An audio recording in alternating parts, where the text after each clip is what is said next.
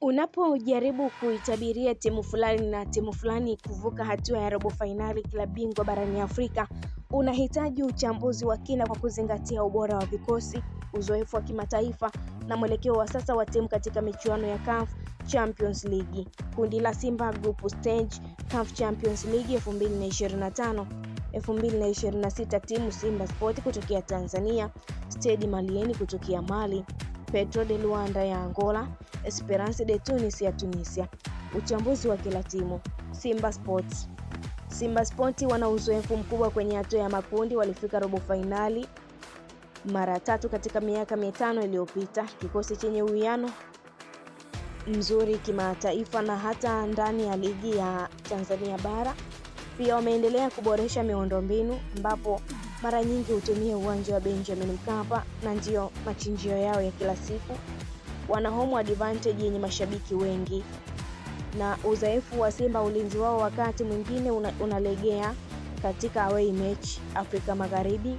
Mabadiliko ya makocha mara kwa mara yanaathiri mwendelezo wa falsafa. Pressure kubwa ya ndani kutoka kwa mashabiki huathiri utulivu wa timu. Utabiri wa nafasi ya kufuzu kwa upande wa Simba Sport, wana 60-65. Wana nafasi nzuri sana ya kusonga robo finali kama watashinda mechi 2 nyumbani na kupata alama angalau 4 ugenini. Esperance de Tunis ni veterans wa CAF Champions League, mabingwa mara 4. Wana kikosi kilichojaa wachezaji wenye uzoefu wa kimataifa na wanajua kucheza mechi za ugenini kwa nidhamu ya hali ya juu. Uzoefu wao, kasi yao imeshuka ikilinganishwa na miaka 3 iliyopita.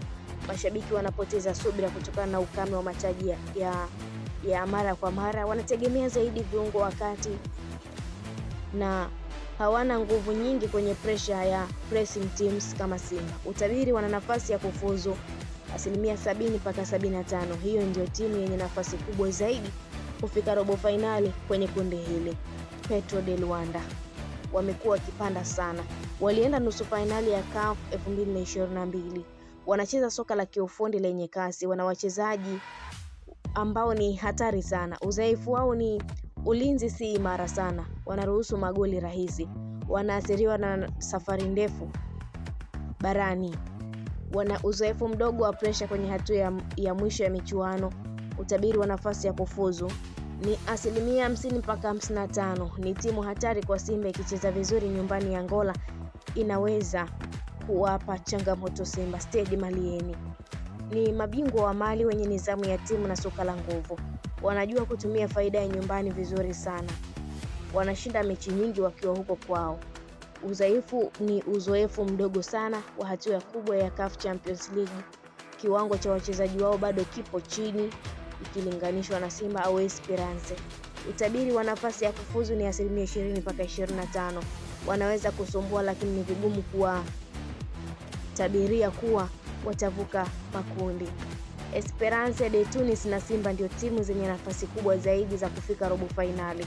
Lakini ikiwa Simba itashinda mechi zote 3 za nyumbani na kuepuka kupoteza zaidi mechi 1 ugenini, basi wanayo nafasi halisi ya kufuzu kama namba 1 au 2 kwenye kundi.